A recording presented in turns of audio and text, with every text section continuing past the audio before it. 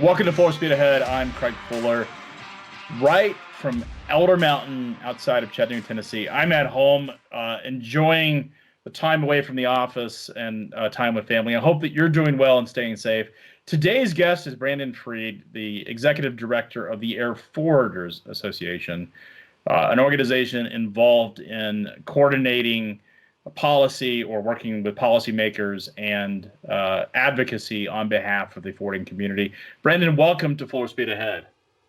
Thank you for having me today, Craig, and greetings from Quarantinia, where we've been working from our homes up here for about 2 weeks, but still in touch with our members thanks to modern technology. So when most people think of forwarders, they think of the international cross-border movements, but your organization also represents domestic forwarding businesses. Explain a little bit more about what domestic forwarding is to the audience.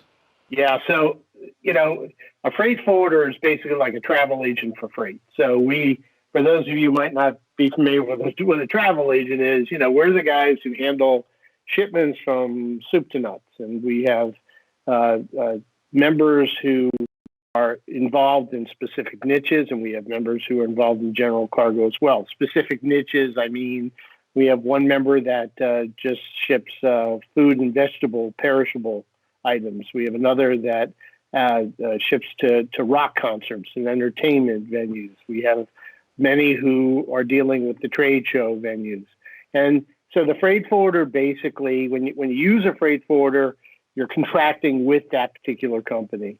It's a little different from a brokerage situation where maybe a broker is marrying a trucking company up with a shipper and standing on the sidelines. We're a little bit different. We're taking full responsibility contractually for the shipment. So if something goes wrong, it defaults to our conditions of contract. So we are the people who make the arrangements. That's why we're like the travel agents. So, Brandon, I think about the type of companies that you've talked about. You have organizations that are involved in concert and event logistics, convention logistics, as well as are dependent upon the airlines for belly cargo. With everything happening, I imagine that your constituents, your members, are really struggling in this environment right now. Yeah, so it's challenging, and in any crisis, you've got the winners and you've got folks that don't do as well, and certainly that's the case in our industry. We have several members who are heavily involved in chartering planes. They're doing work for the government, but then we have other members who, quite frankly, are having a very challenging time. So let's look at the trade show business as an example. All the trade shows have been canceled. I don't know about you, Craig, but all the events that I was supposed to speak at and attend for the foreseeable future have been canceled. I'm sure it's the same with you. And we have a situation where on the rock concerts and the entertainment venues, those are all canceled. So obviously, if you're a niche player and you're in those markets, you're on the sidelines right now, and it's a challenging time. Yeah, we actually have an event, had an event scheduled for Atlanta on May 5th and 6th. And I remember watching the virus and sort of the evolution of it. First in China, the news, even at Air Cargo 2020 in late January, this was a topic. And I don't know that, I think at that point it wasn't obvious that it was going to come to the United States and impact our health or wellness here. It was certainly obvious that it was having a profound impact on supply chains. But I remember discussing it, and I remember as we were thinking about our own event, it wasn't really until late February, early March, where it became very obvious that we wouldn't be hosting FreightWaves live in Atlanta. It would not be a live event. We've now pivoted to a virtual event. And we have with FreightWaves TV, which you're on today, we have the luxury of doing that. But a lot of the convention and events business and trade associations are trying to figure out how to do that, where that's not natural to them. And, they typically aren't building infrastructure for virtual. And it certainly doesn't help the forwarding community, because these are all ones and zeros that are going out. You can't transport them.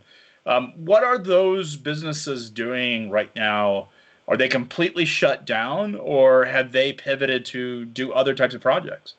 Yeah, so we again, this is a business of niches, but we do have members who are obviously in other verticals as well, and to the extent possible, they're participating in those verticals. But this is one of the reasons why when the fourth round of the financial relief legislation that was passed last week here in Washington, the CARES Act, we obviously are very glad there to help small businesses as well as the worker itself. But there's nothing in that legislation focusing on freight forwarders, and we think freight forwarders are a crucial component of the supply chain.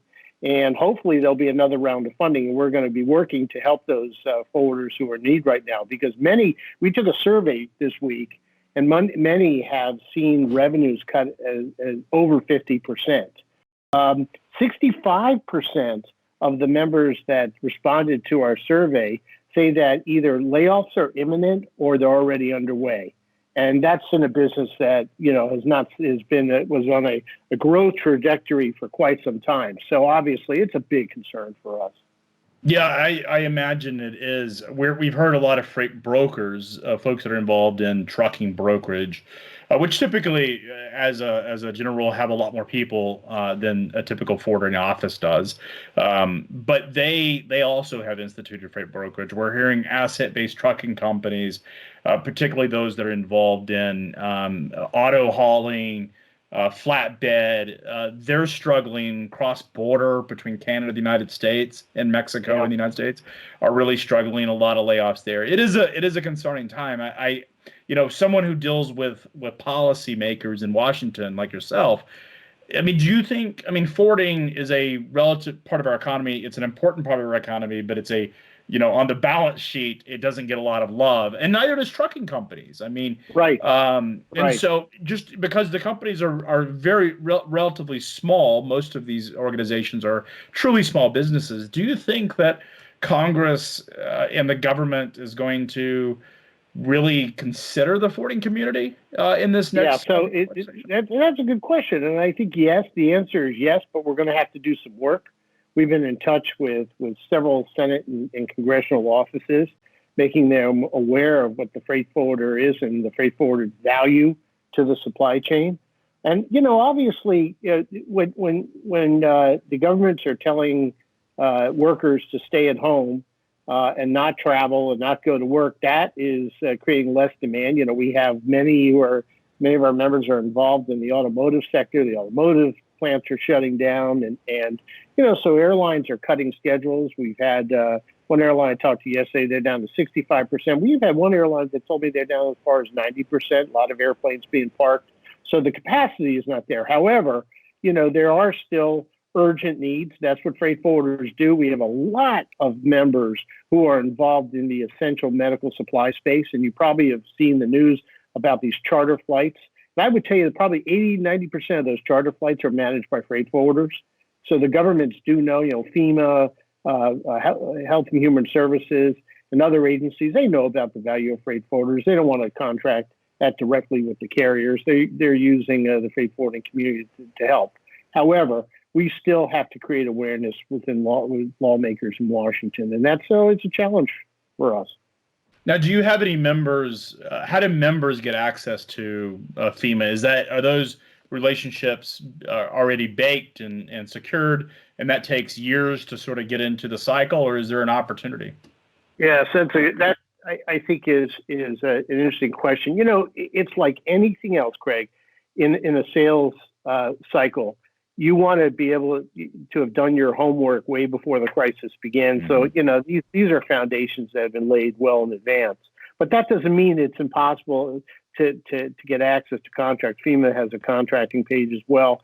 And it's not just FEMA, it's other agencies also. So, but I think it helps if you have the rapport in place and the relationship, because this is moving very quickly.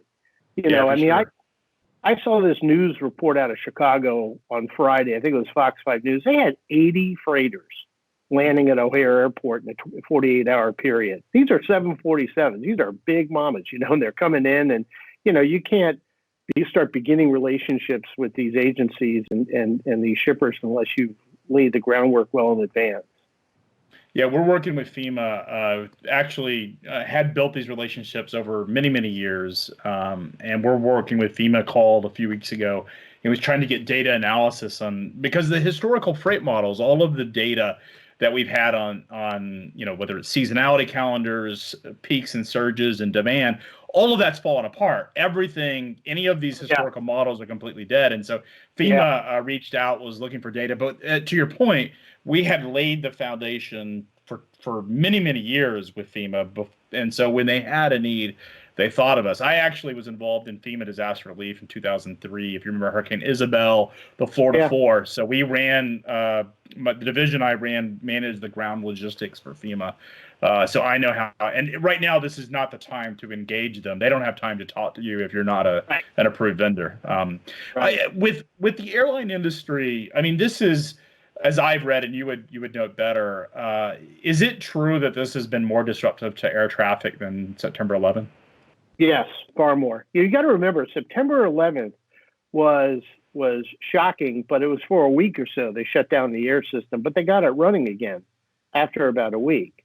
This is, you're bringing it down piece by piece. There's even notional, or there was last week in Washington, thank goodness the White House discouraged this, but there was notional discussion of bringing down the U.S. domestic system. And, there's still people that have to be, medical personnel still have to go from city to city. There's urgent medical supplies that have to go between the U.S. cities. So thankfully that, that discussion is no longer prevalent. But, we understand that the airlines have to match their operations to the demand that's out there. But at the same time, I think we're seeing some rays of encouragement, hope, if you will. And that's that, a lot of these airlines are stepping up to the plate. They're offering their airplanes as freighters, their passenger planes.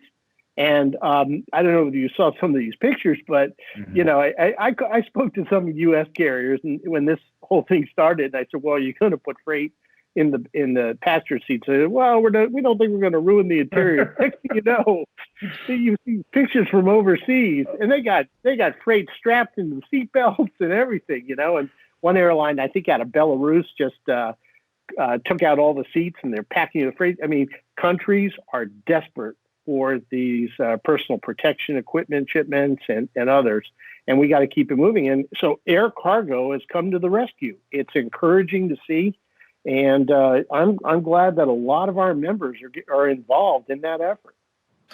Are we seeing more air cargo demand now than we have seen 3 months ago? Has it increased, or is it?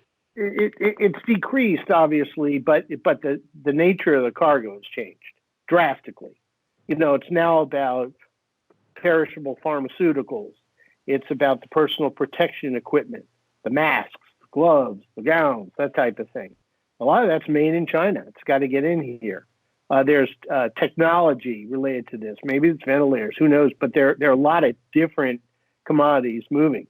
And there are plants here in the United States that are up and running, and they still need the essential supplies. And by the way, that's why we need the domestic air system. That domestic air system, you got to remember that, prior to this, half the freight flies in the belly of passenger planes on any given day. But they're flying all day long during the daylight hours. They can't wait for overnight. It's too late. So that's why we got to keep that going. So what message do you have to your membership right now about what they should be doing to stay afloat, first of all, and think about how they should pivot their business? Is there any message that you can have for them in this environment? Yeah, three messages. Communicate. Customers, you want to be talking to your customers right now. You want to be providing, we've been providing as an association as much information as possible. As we get it, we try to send it out. Even if it might not, sometimes people might say, well, that's not relevant, but if there's a call with Customs and Border Protection, something coming out of TSA, or just something general that we think is material for our members, we'll send that out. But it's important for our members to make sure that their customers know that they're available, that they're a resource for them, and that, we're here to get the job done. I think that's a big thing. The other thing is that, we're going to get through this. This is, one of the advantages of living a long time and losing a lot of hair. Sorry, Craig, is that you over time, you know that this is a very resilient country, and this is a resilient industry, and we will get through this. Now, it's going to be challenging, but the way, and by the way, here's the other thing. This is also a good time. Matter of fact, we have something going out this afternoon about it, to be educated. If you've been looking at, if let's say you needed to polish your knowledge on a certain area like carnets or air freight operations, we offer courses for that. This is a good time to do it. But I would say communication is important, and you also want to be communicating and assuring your employees that this is going to end too. So I think those are the most important aspects. Yeah, it's interesting talking just across the whole landscape of freight. And freight is a sales personal relationship model. That's how most companies in transportation have built their customer acquisition and management. And what we're seeing is some companies actually double down on doing social media, doing marketing, but they're not doing it they're doing content. They're talking about thought leadership and content. They're not certainly trying to advertise their business as the best business, but more, here's how we're helping, here's how we're preparing. Like the photos you see of the aircraft and I've seen it, cargo strapped in the seats, the first time I saw that, I was like, that is really interesting. It's sort of cool to see. The one phrase that came to my mind was "get her done." That's right. Get her done. There's always a way, and transportation logistics professionals do it. But it is an interesting time. You make a really good point where a lot of people are sitting at home. You're going to run out of things to do. It's like you're going to end Netflix. Like at some point, there's only so many Tiger. Yeah, but it is a good time for binge watching, but at night. Okay. That is. But Tiger King, I think, is the. Yeah. My wife got made through me watch that. second episode last night. Wow. I watched the whole thing. I'm not sure I'm a better man for it, but it is. All of the memes will make sense. But I do think you make a really interesting point as we think about businesses, and not only executives and owners of these businesses, but also their staff. It's a great time for them to tune up on skills. It's a great time to take in learning. A lot of not just associations like yourself are offering content that they can tap into, but universities and other businesses are actually offering a lot of free resources for education, thought leadership, and such. And so it is a good time. When we get through this, and I think that's the important part. You've seen September 11, the deconstruction of the airline industry, the implementation of TSA. You've seen the liquids on airplane and the impact of that, and lithium batteries, the financial crisis. So you make an interesting point. You've seen these cycles before. Inevitably, we'll get through this. The airline will restore. People will go to concerts again, and events will come back. What is your outlook when that will happen? And then what does this all mean in 2021 or 2022 once this is sort of behind us? Yeah, so I think we need to remember that this economy had a very strong tailwind blowing into this situation, right? I mean, things were running full speed ahead. The air cargo industry was seeing a bit of a leveling off or a bit of a slump, but that might have been tariff driven, and there were some indicators. But certainly, here comes this black swan that swims in, and no one is really ready for it. And it has nothing to do with adverse economic situation. It's all about this external influence or the force that comes in.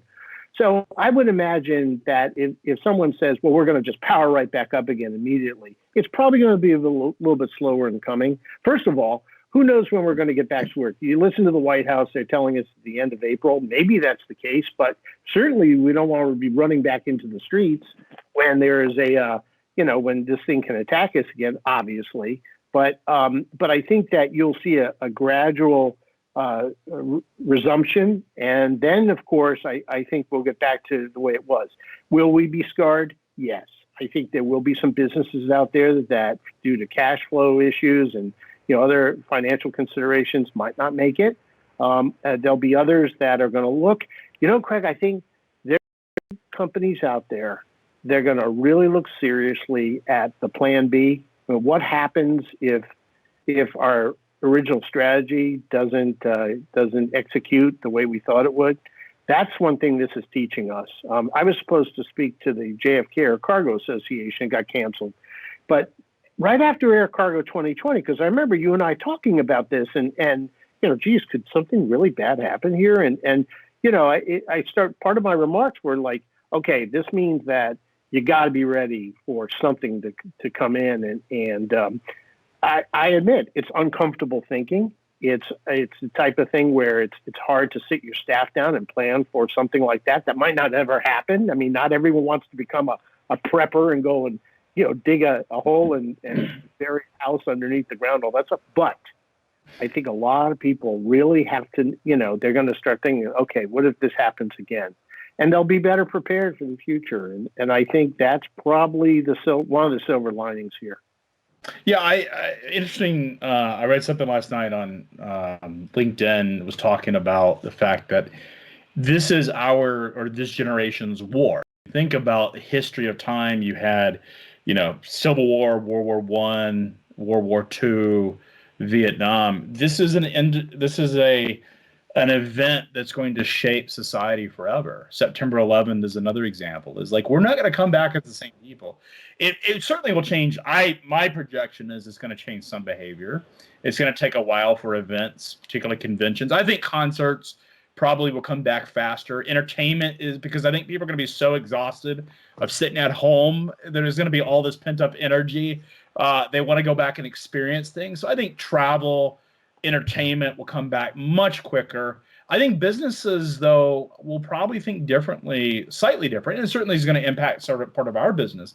But we'll certainly think differently about going to trade shows and how much they invest in energy and time.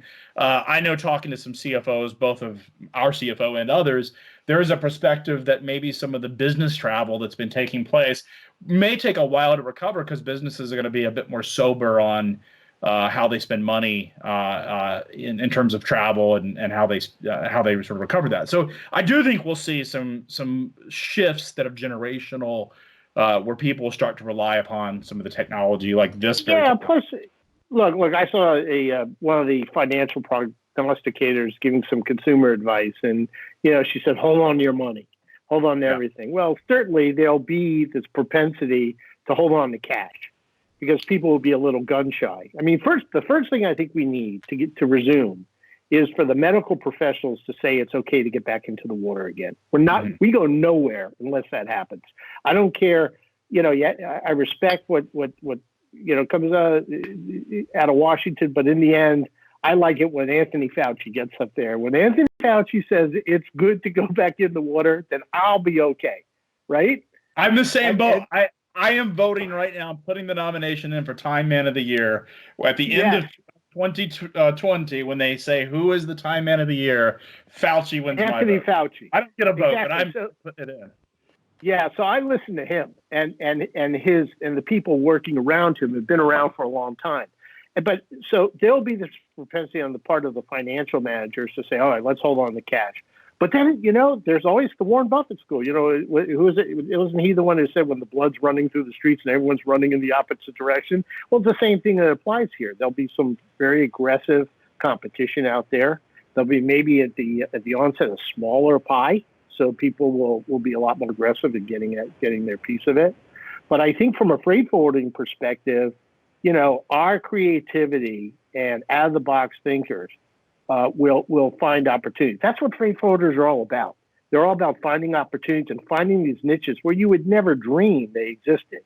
And they do well. And but I also think that there'll be a lot of members of ours who'll say, let's hedge our bets a little bit. Instead of just being in this niche, let's be in that one too, because that way we can offset the risk. And it's going to take a little while, but as I said, I am very optimistic about our resilience, but let's take advantage and find the opportunity here. And maybe the airlines will double down on cargo and realize how much more important it is to the P&L. To God's ears. I've always said that, as you guys would have. First of all, we don't bitch and moan. Obviously, we don't make as much noise as the passengers. Those boxes don't make any noise, and we supply a lot of revenue for these airlines. But I think that yeah, they'll see that cargo can in fact be a savior. And once that, I'm very appreciative, by the way. We have many airline members within our ranks at the Airforwarders Association because they are our partners. I mean, we work very closely with them. And I am so happy that they have stepped up to the plate. American, United, Delta, Southwest, even Alaska's out there flying freighters.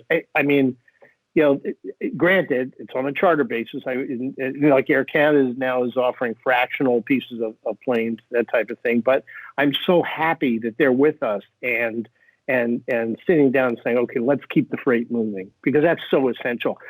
Obviously, if when I die and I am reincarnated, I come back, I want to be one of two things. I want to be either a guy who owns air freighters or the CEO of a toilet paper company. One of those two. That's all I ask.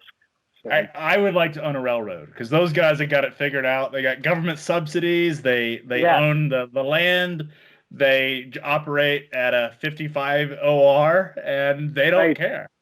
So, well, you can ship my toilet paper then. How's that? Yeah, that's fair. You can own the chart. You can own the air freight. I'll hitch a ride when I need to go faster than a train. So. Right. This toilet paper thing's big. Well, Brett, I really appreciate your time today. I think it's an important message for everyone to remain calm, brush up on their skills, and take this time to really assess their business and think about strategies for diversification, and way to come out of this much stronger at the end. We all will come out of it, and business will return back to some type of new normal, and hopefully it's sooner than later. So be safe, and thanks for joining us on. And Craig, thank you so much for having me. Shameless plug here. Follow me on Twitter at AFA Exec Director, because I send out a lot of stuff during the day. And in addition to that, if you're a freight forwarder and you're not in the Airforwarders Association, you really need to be, because there's strength in numbers here in Washington. And there's a lot of value in that right now to get guidance, thought leadership, and also support the lobbying efforts and advocacy efforts that you guys have at AFA. Thank you. Thanks, Frank.